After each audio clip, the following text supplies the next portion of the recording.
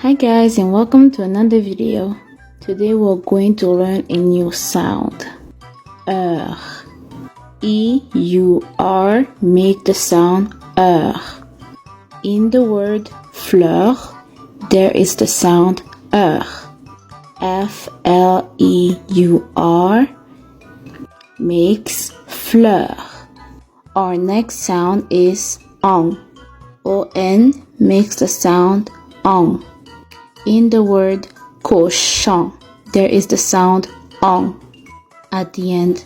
C-O-C-H-O-N, cochon, cochon. Thank you for watching and see you in the next video. Fleur in English is flower. Cochon in English is pig. Thank you for watching and see you in the next one.